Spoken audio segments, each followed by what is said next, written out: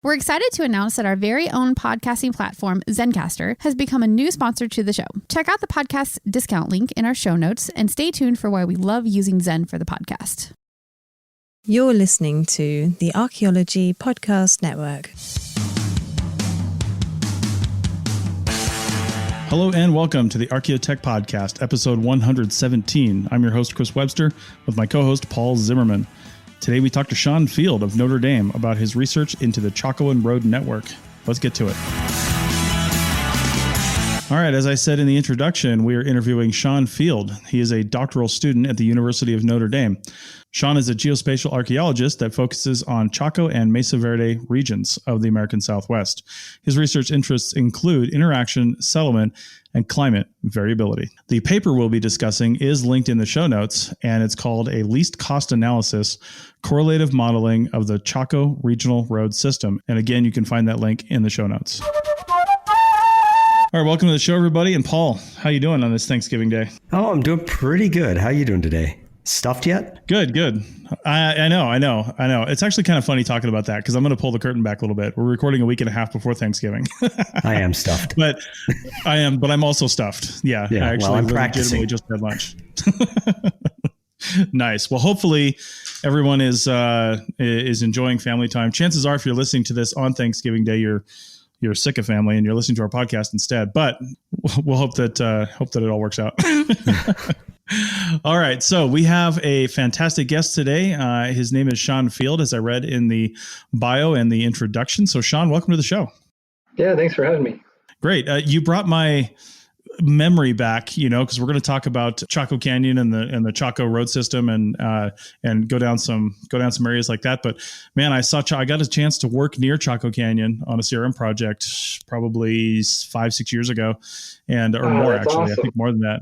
Yeah, we were actually staying in this branch townhouse. We weren't working anywhere with the Chaco Canyon stuff, but it could have been a Chacoan outlier, I guess. Right. But then during our days off, my wife and I, we would just for the first, I think 3 or 4 sessions of days off, we just went to Chaco Canyon and did some of the hikes up to Pueblo Bonito, Pueblo Alto, of course, Pueblo Penasco Blanca, I think it's called.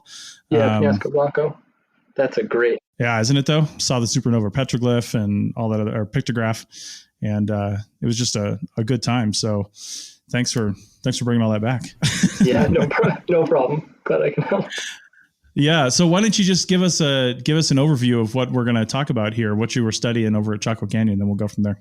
Yeah. So Chaco roads are really an integral part of whatever we're talking about when we're looking at the archaeology of Chaco, right? And so when people are talking about Chaco, it's, it captures the imagination, and a lot of archaeologists like Steve Legson have done a great job of talking about, it really is different than what we see in a lot of the ancestral Pueblo world, right? So it's not only the big great houses in the canyon, but it's also the system, if you want to use that word, similar style architectural complexes that are scattered throughout an area as large as Ireland, right? And so a big question is, how do all of those sites relate to each other? And why do we see such a similar tradition being practiced across such a large area, right? So what mechanisms are controlling those shared architectural traditions, at least, if not ceramic traditions and other more social traditions beyond what we see in the archaeological record? So to kind of answer that question, or one way to get at it, is to look at Chaco roads, which are these really kind of interesting and complex components of the archaeological landscape. They're these super wide, linear features. They're depressions, basically, that can go on for tens of miles in full continuous segments, and they radiate out from the canyon. And there's at least 5 or 6, if not more, large regional roads, which supposedly connect Chaco Canyon with kind of the outlier system that's 60 plus kilometers in distance from the canyon. So people have been, ever since, archaeologists started using aerial imagery, and this is really actually aerial observation. They were up in planes and getting aerial photographs. You can see them very well from there, whereas it's hard to see roads from the ground surface. But ever since they started using those data in the late 70s, Chaco roads became a really important component of understanding the Chaco system. And so they developed a lot of really cool data and maps about these things, but it's really hard to figure out what they were actually used for. So when GIS and computational analyses became popular, some people like John Cantner started to do research about using least cost analyses to figure out why people might be using roads at a time when they weren't using beasts of burden, they didn't have wheels, there wasn't, things that you would traditionally associate to people using large roads for. And so least cost analysis is a way to basically say, how can we model how people are moving optimally in a landscape? And I took that, paired it with roads to figure out, were roads being used as optimal pathways for the economic movement of specific items or resources.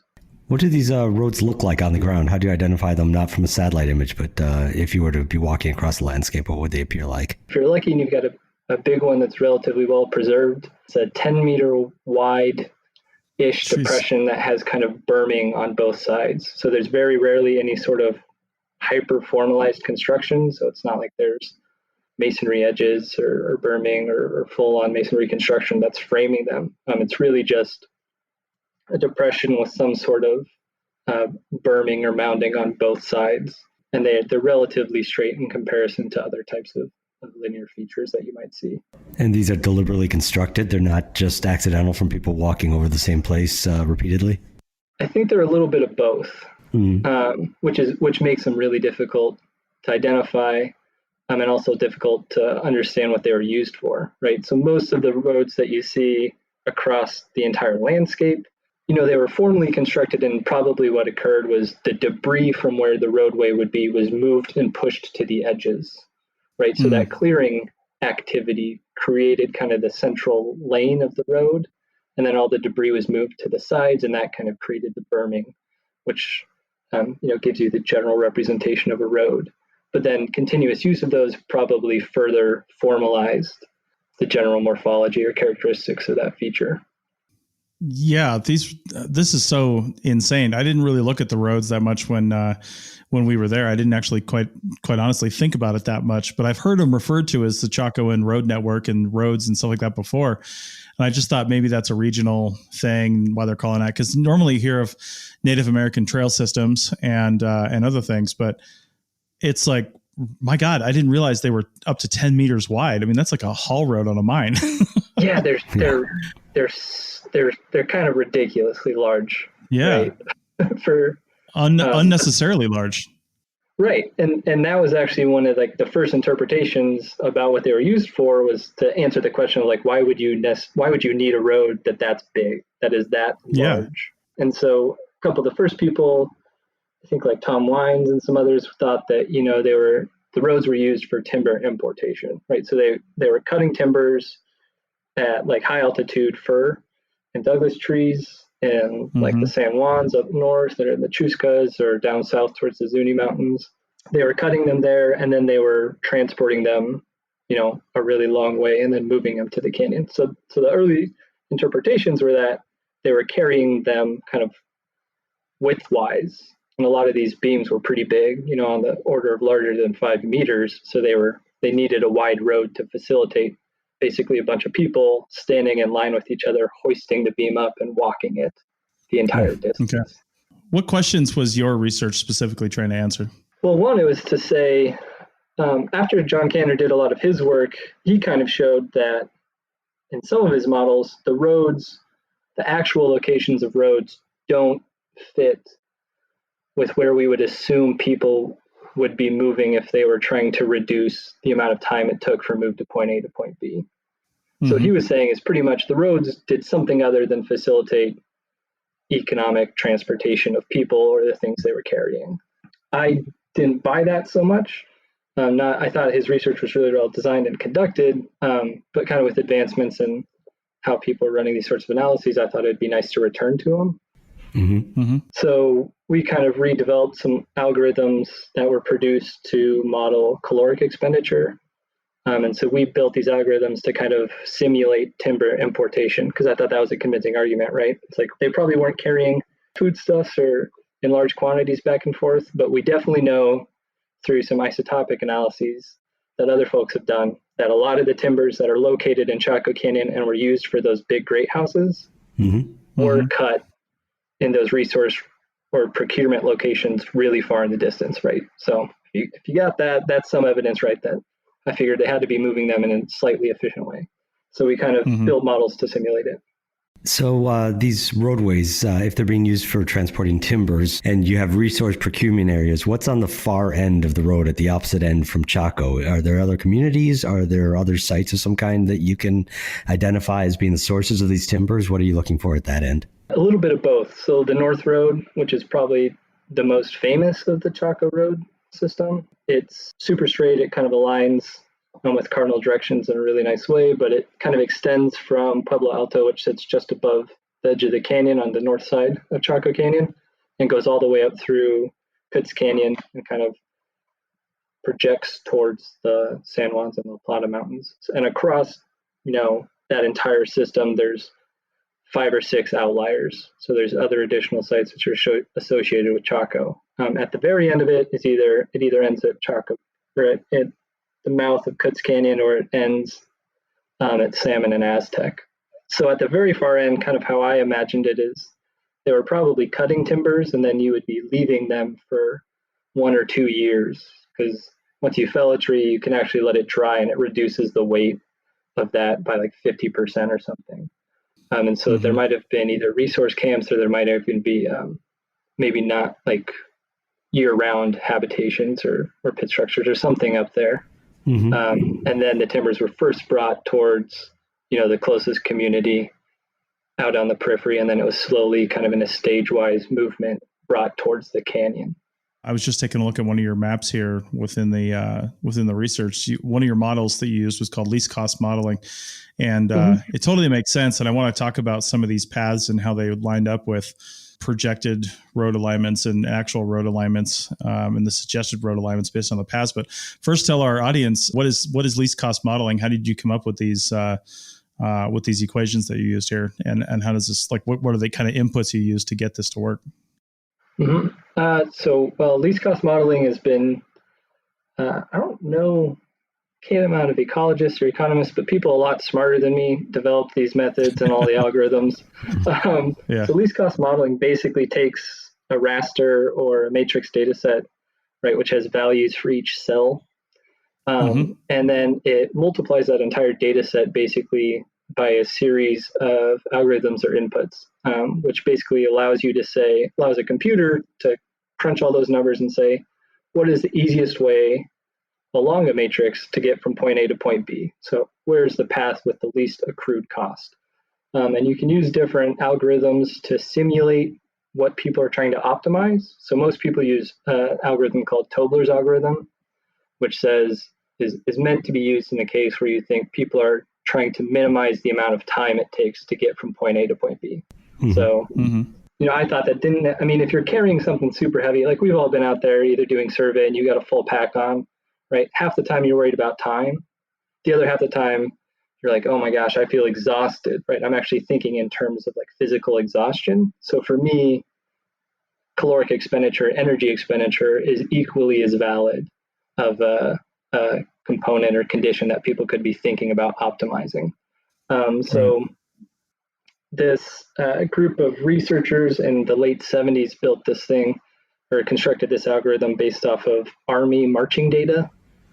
So they were basically capturing data about how much calories people were expending through using certain amounts of weight in their packs, and how that changed when they were walking on different types of terrain and all sorts of things. So they have all these inputs, and then kind of we went back through the literature and kind of made some estimates based off of a lot of different data points to recreate in the best we could for fitting that algorithm what it would be like to move a timber the size they are from really far away to Chaco Canyon. And then what do you, the modeling, and I take it it's in GIS, right? What's the tool set that you use? Yeah, you can do it in pretty much any sort of GIS out there. So a lot of the early ones were done in ArcGIS. There's a lot of clear workflows you can do it. You can also run it in R, which is super nice because it automates, and there's a lot of people who, some folks out there who have written the scripts really cleanly, and so you can, and they're out there on GitHub, which is super nice. But some folks out of BYU, one of the colleagues I work with, Kelsey Reese, They've all done a lot of really cool work with this stuff in R. So I did similar things. And I ran it in both R and Arc, and it's kind of a trade-off, whatever. You could do it in Q as well, I guess.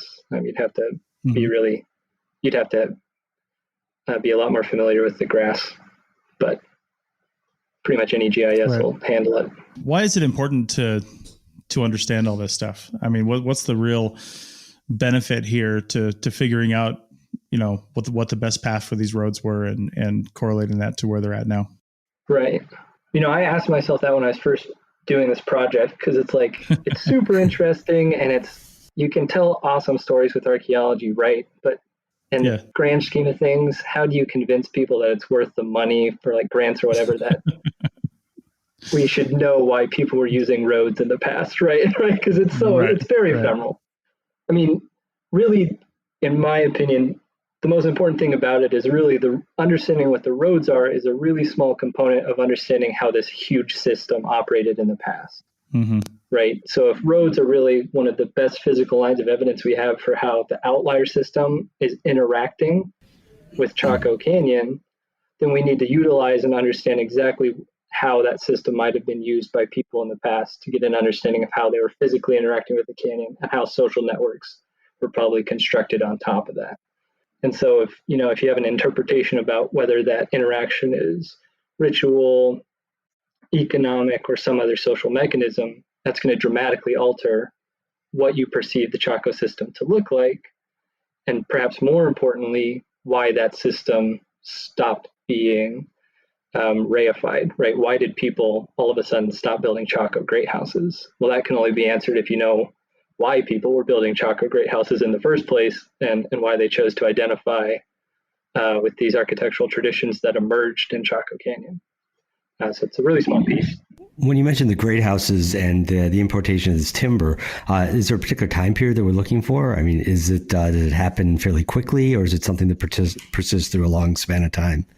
So great houses were built relatively rapidly in terms of there were, construction. There were periods of like episodes of construction, specific traditions which kind of accumulated into what a Chaco great house is, began in the 9th century and took a long time to become fully formalized. But kind of the classic Chaco period is the middle 11th through the middle 12th period. And so in that 100-year span, whatever specifically Chaco traditions that did emerge in the canyon, all those architectural practices wrapped up and formalized in the construction of an actual great house. In that 100-year span, they started popping up everywhere. And then sometime between 1150 and maybe 1170, they stopped being built pretty much across the region. So it was a long accumulation in some senses, but this rapid changes, certainly. Okay. Well, that's a good stopping point. Let's take this to break, and we'll be back on the other side and continue talking to Sean Field about the fascinating stuff at Chaco Canyon and around.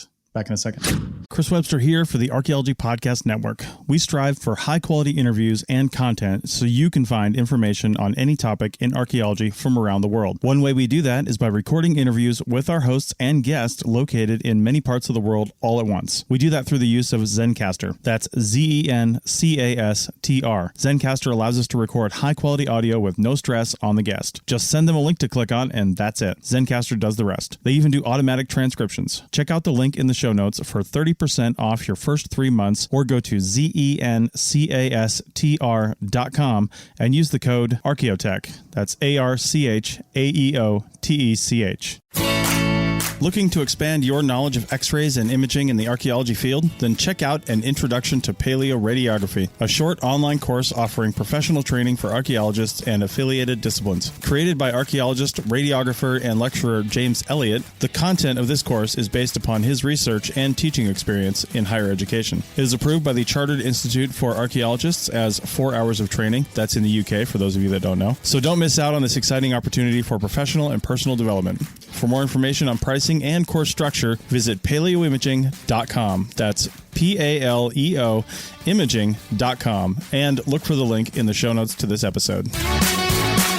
What's the easiest choice you can make? Window instead of middle seat? Picking a vendor who sends a great gift basket? Outsourcing business tasks you hate? What about selling with Shopify?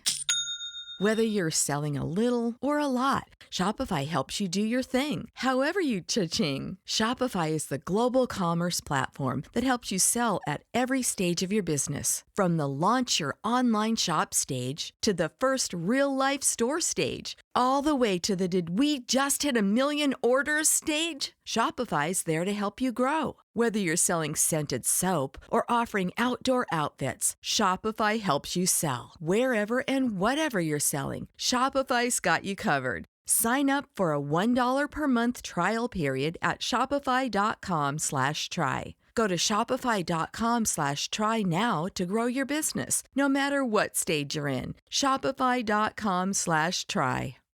Welcome back to the Archaeotech Podcast, episode 117. Today we're talking to Sean Field about his GIS work doing least cost analysis in and around Chaco Canyon. Sean, just before the break, you were talking about the use of the roads and the construction of the great houses in Chaco. I was wondering if you could touch on a little bit about these roads. Earlier on you were mentioning how you thought they were formed, but do you think that they were formed specifically for transporting things for timbers for these great houses, or do you think that they were roads that then got repurposed for the transportation of the timber? That is a great question. I present so if you read the paper, there's I kind of give an answer. I think I dance around it a bit though, because I'm never really sure where I sit on it.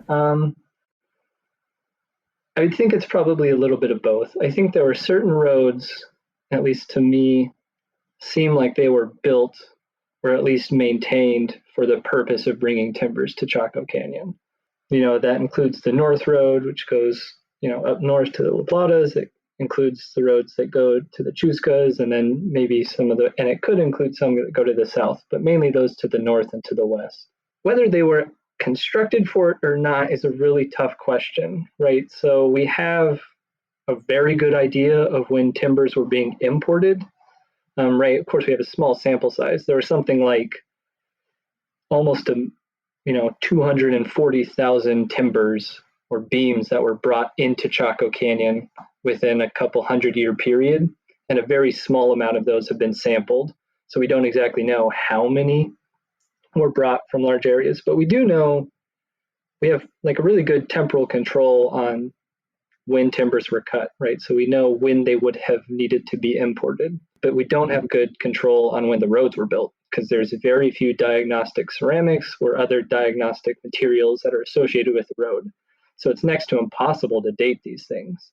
Even people who have excavated certain great houses where there's a road that runs up really close to the great house, the stratigraphy is not very good either. So because we don't really exactly know when the roads were built, it's almost impossible to answer that question. But some of the least cost modeling certainly indicates, if you make it, and when you're running the models, if you make it easier, even in very small degrees easier to walk across the road surface, the models basically replicate exactly where the roads are. So you would assume that whether built for it or not, if people were trying to do this being moving timbers across a really long area, moving timbers across 70 kilometers, then they were doing it on the roads.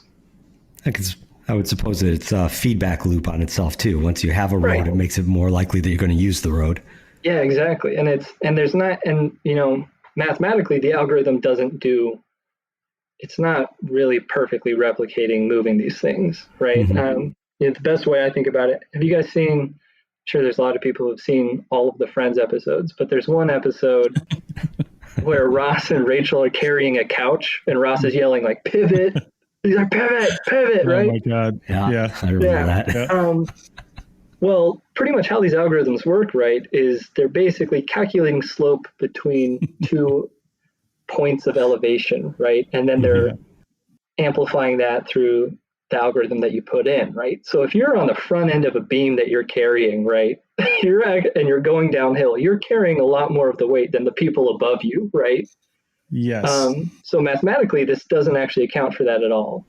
It also doesn't account for how tired you can get. So it's pretty much mathematically saying that, the cost of traveling early in your movement is going to be as much as when you've been hiking all day, which isn't true energetically at all, I'm sure.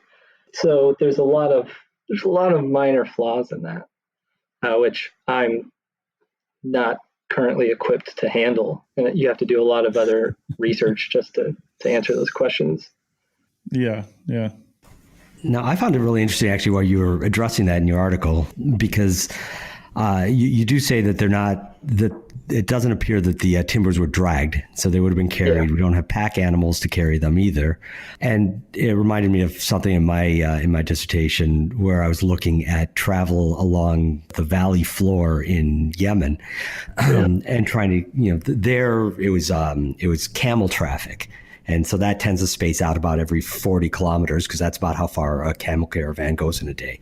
And so I was just trying to prove that, the sites from the time period I was looking at were spaced roughly 40 kilometers apart. But I did it in GRASS GIS. I did a cost surface. Right. And what it showed was, yeah, sure, the most obvious is stick to the bottom of the wadi bottom. But it did show also that you could go straight up the cliff faces up onto the high plateau that the wadi cut into. And obviously that wasn't right. And that was because the model that I was using, the R walk model in GRASS at the time, was modeled for human walking, not for camel caravans. And so I think I found it very interesting the way that you're addressing these questions about how many people are carrying one of these timbers and how long is the timber and such, because those are all things that weren't immediately obvious to me when I first looked at the article, but as I read that, it became very clear that those are real considerations. Yeah, and it's hard to account for all of that, and even methodologically, right?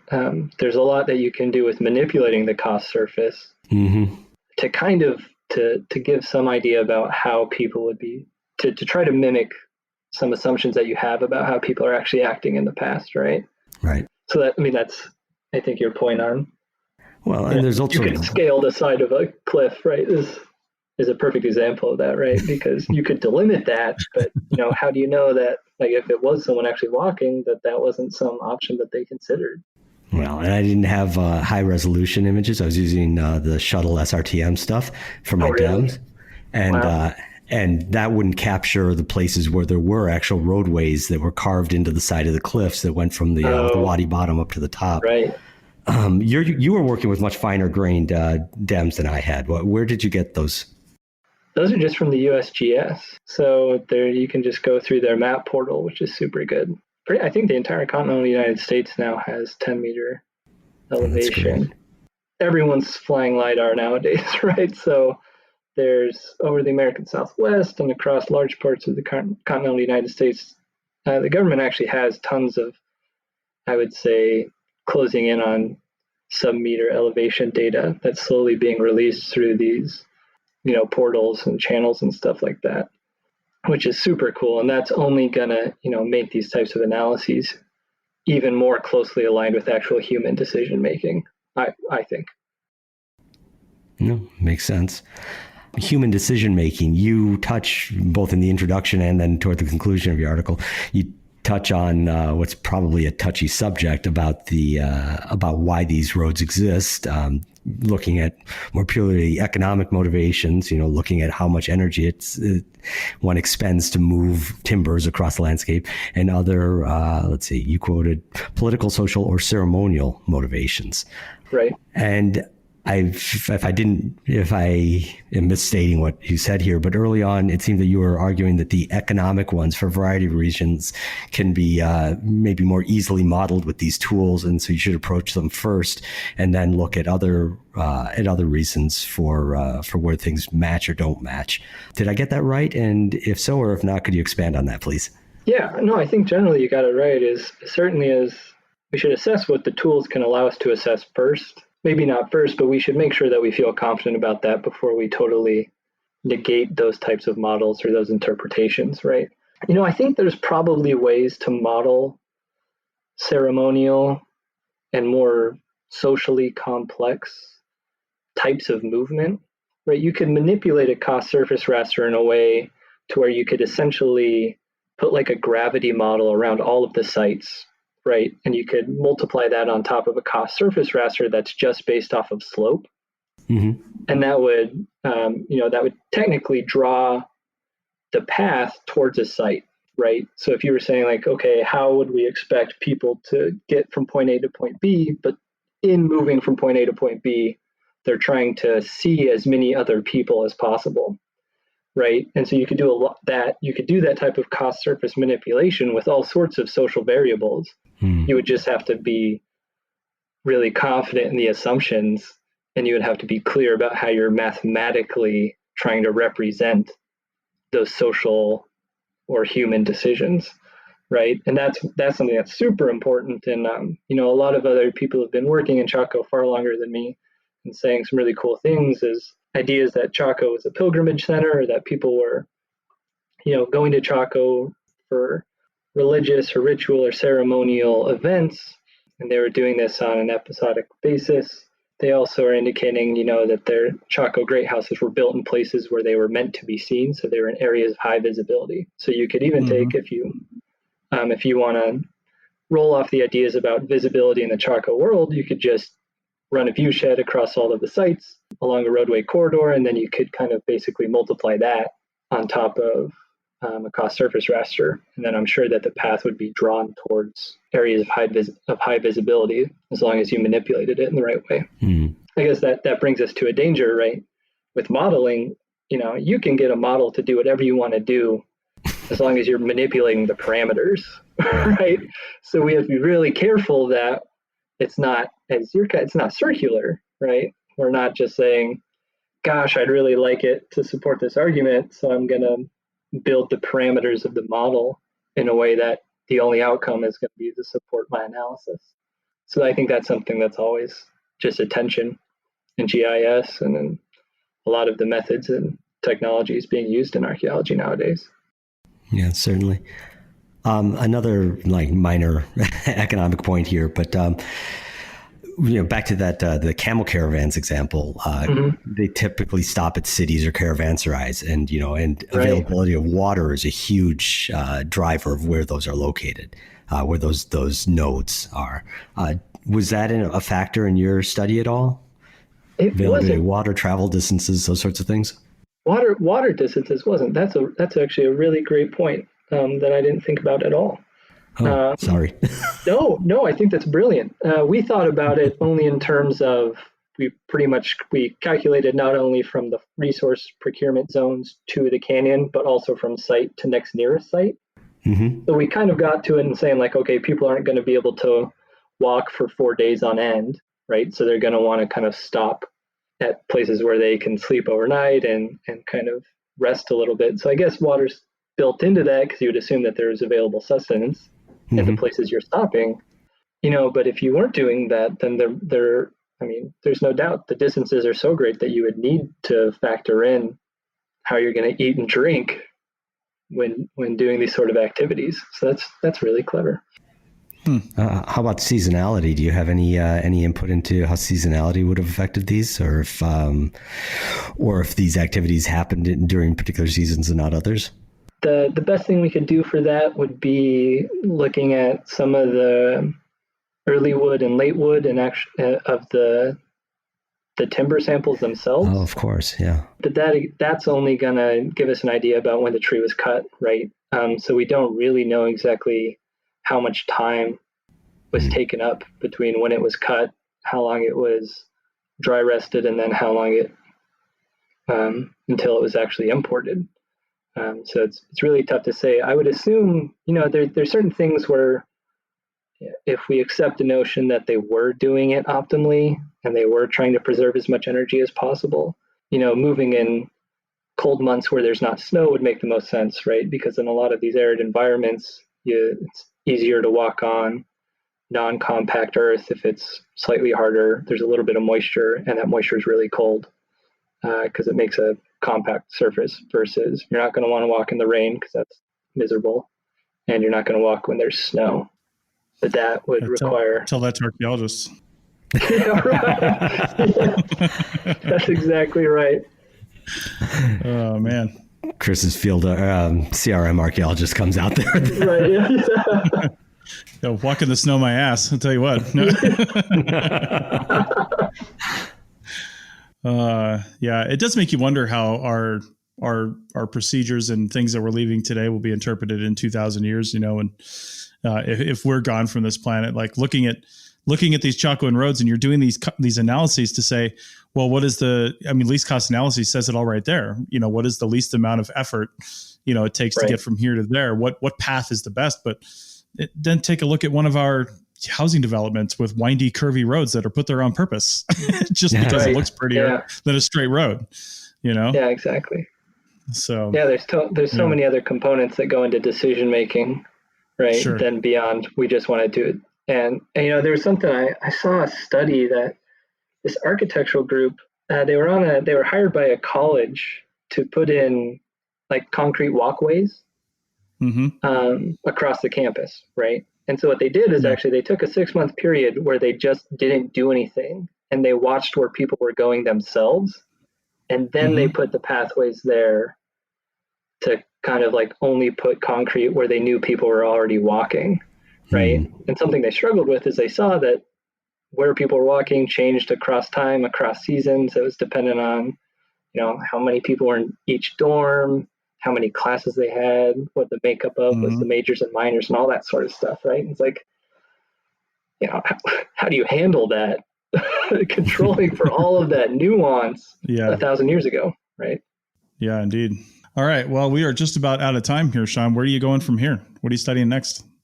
So I'm working in Mesa Verde. So up in Mesa Verde National Park. So I'm hopefully getting my doctorate. I actually just finished my comprehensive exams. So congrats. Yeah, thank you. Yeah. Happy to never have to do that again. Oh, yeah. But I'm working up on a possible Chaco outlier up in Mesa Verde National Park called Farview with Dr. Donna Glowacki. And so we're kind of figuring out and trying to see what Chaco traditions we're doing up there. White people who have kind of a unique history themselves were picking up on Chaco ideas, implementing them, and how that also ties in with climate variability and other unique community dynamics, which are important up in the northern San Juan. So cool. And do you plan to apply other GIS techniques to this? Or are you done with LCA for now, or is it something you're going to revisit? I might revisit some LCA.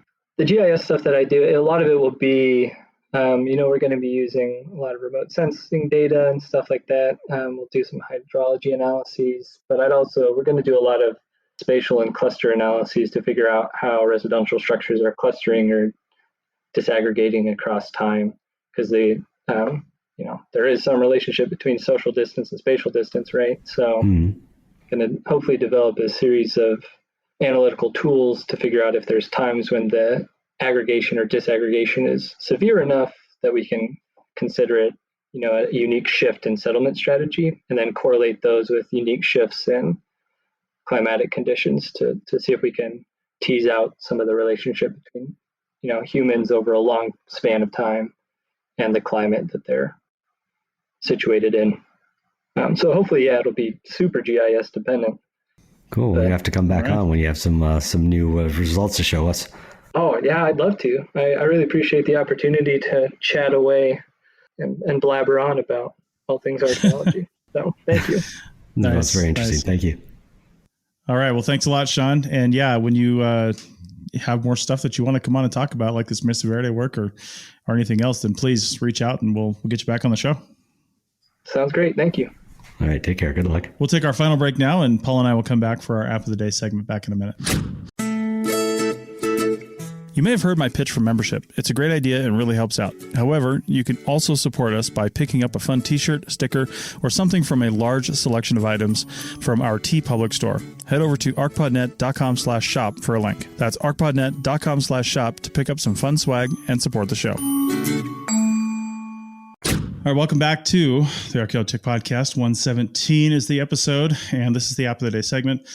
And I'm going to just go ahead and start here with the third in a series from a company called Two Steps Beyond. It's a couple I've been following on YouTube with their boat and RV travels, but they're also app developers. And they've got another great app, and you can get all three of these as a download from Apple. I know that. I think they're individually available on Google Play, but you should find a link in the show notes to their page, which will link to either the App Store one or the Google Play one. But this one's basically just what it says, public lands, which is really kind of cool. It's a really high-res map, and it shows you, you can click up in the gear icon and you can uncheck everything. Everything's checked automatically, and they've got everything from BLM, Forest Service, Park Service, National Monuments, Army Corps of Land, Fish and Wildlife, Bureau of Reclamation, everybody here. And you can uncheck these and just see the ones you want to see. You can also go to the websites for these various agencies. And to be honest, that's basically it. They've got satellite standard view, which is just a regular kind of basic street map kind of thing with the overlays, and then satellite view, so you can overlay that, and then basic, which is basically just really pulls away all the extras from the map and just kind of shows you the areas. And then you can hide the overlays if you want, if it's getting in the way, and you can see where you're at and what you're looking at here, and then turn the overlay back on. And then, of course, it's got a little dot showing you exactly where you're at in relation to all of this.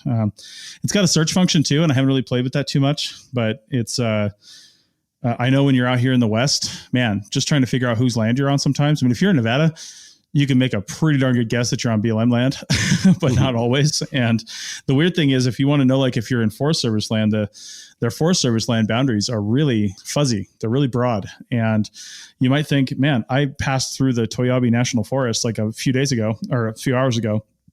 Am I still in it? I didn't see a sign. And you might be surprised because you're like, there's literally no trees around me anymore. Am I in the national forest? And yep, sure enough, you are in the national forest still. So, because their land extends out beyond the tree line, of course. I don't know how they decide where that goes, but it's an interesting thing to see anyway. So, another thing this shows, just kind of by not showing it, because it's not an overlay, but military land. There's a lot of military land in Nevada. And those are the big white spots that don't show up as anything. It's just like the sea of orange BLM land, and then the white spots where it's all military. So, never mind. Nothing to see here, folks. Move along. Exactly. It's the perfect thing they could have chosen to represent that too, is not representing it. So that's pretty much it. I think I got this app and then the other two that I talked about, which one was called Coverage and the other one was called State Lines. I'm pretty sure I paid $8.99 for all three of them as a package. I think that was a little bit of a deal. Otherwise, I think they're $2-3 a piece. And again, this is not some big app conglomerate. This is literally two people working out of their boat and RV. They've been digital nomads since about 2006, and they created apps that they wanted to use, and the people they know wanted to use, and I can wholeheartedly support that. I had no problem throwing them a few bucks for these apps just to keep all that going, because not only are they throwing these apps together that they want to use, but they're actually really well done. They're thought out. They're not overcomplicated. They do exactly what they need to do and nothing more. There's no feature creep where they're just like, let's add this, let's add that. Nope, it does exactly what it says. So, and in some ways, I appreciate that. So. All right. I think that's all I've got. The link for that is in the show notes. And next week as a preview, or next time, I'm going to talk about their website actually, and it's called the Mobile Internet Resource Center. So go check that out. But I'll talk about that in more in depth next time out. So Paul, what do you got? Okay, so I've got another one that's by a small shop. It's called Just 6 Weeks. It's available for iOS and Android for free with some ads and some limitations, or $2.99 for the quote unquote pro version. The app developer is Alexander Lomakin. He doesn't have a website that I've been able to find, but the app is available on Google Play and Apple App Stores. And what this is a workout app.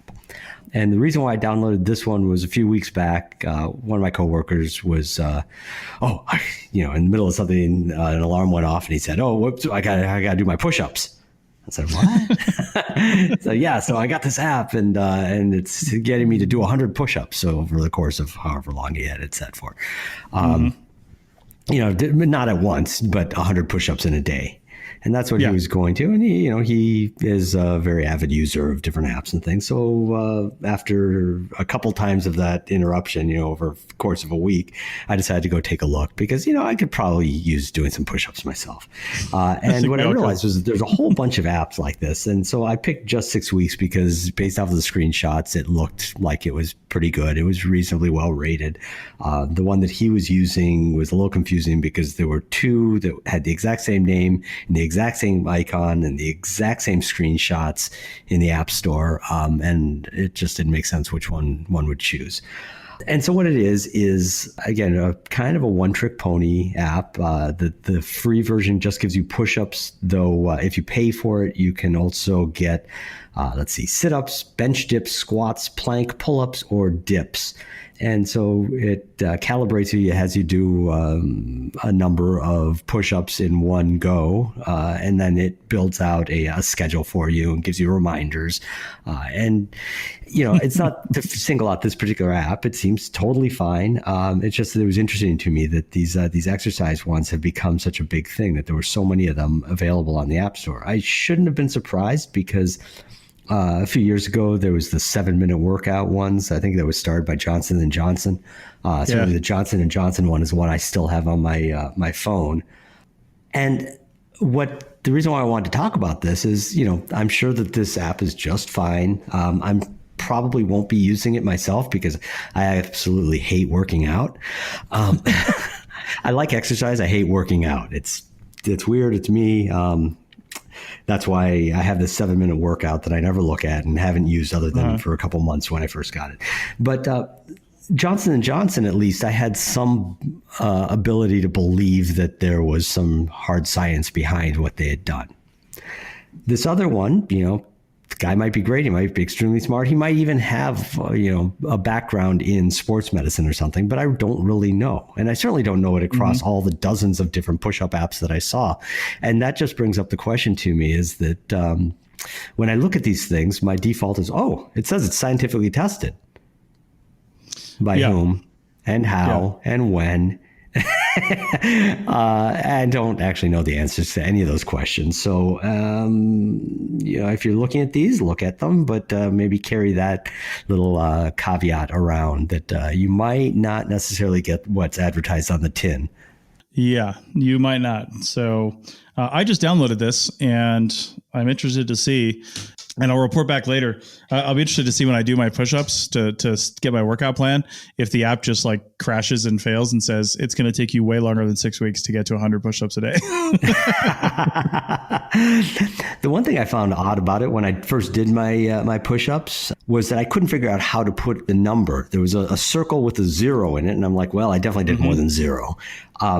But I couldn't like tap anything. And then it turned out that they had a strange interface that was kind of, like a picker where you scroll through a list of something, but it was horizontal. And so I had to scroll off to the right to about 86 or whatever I did. Not really 86. Not really 86. Somewhat less than that. Somewhat. So that was a little weird. But other than that, no, I did more than 6. I did more than 8. So that was a little weird. And we'll see if I continue to use it as we go forward. If I find other, interface oddities about this one, but everything else seems really straightforward. It's got graphing, it's got the alarms. You can set custom alarms. It shows you in little tiles once it's done that first assessment what you're going to do. So it told me when I finished with the initial set, it said to give myself 2 or 3 days break before I actually start in on it. I don't think I'm going to need to go 3 days, but and then it says week 1, day 1, and it's got me 8, 9, 10, 8, and 6 plus, and I can start that. And then week 1, day 2, which would be a couple days after that, and so on. And so it's broken down into nice tabs that I can flip through. So I know what to expect coming up week by week. We'll maybe report back to see if this actually gets me doing push-ups. Well, I will tell you what, 6 weeks from now is 3 episodes from now. So on episode 120, if you made 100 push-ups a day by then, we'll just put up a picture of your bicep with no explanation, and only dedicated listeners to the Archaeotech podcast will know what that means. They're going to look and say, this guy's really scrawny. That's one of the reasons why I don't like working out, because my upper body does not build muscle. Never has. I can be strong, but not muscular. And so it's a little, after a bit, it gets a little depressing. Yeah. All right. Well, I think that's enough for this time. We've got a lot of interviews actually scheduled. So that's going to be great. Next time we're going to Mesa Verde. Sean was talking about that. It's actually one of his colleagues that we're going to be talking to.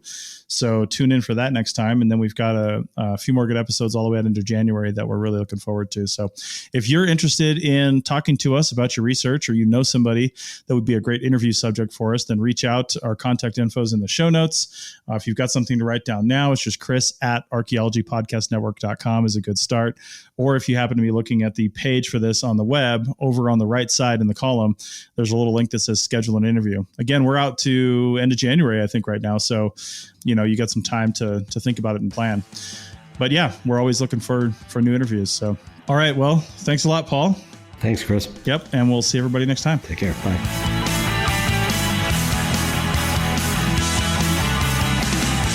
Thanks for listening to the Archaeotech Podcast. Links to items mentioned on the show are in the show notes at www.arcpodnet.com/archaeotech.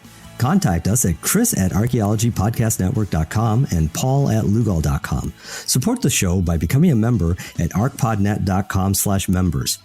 The music is a song called Off Road and is license free from Apple. Thanks for listening.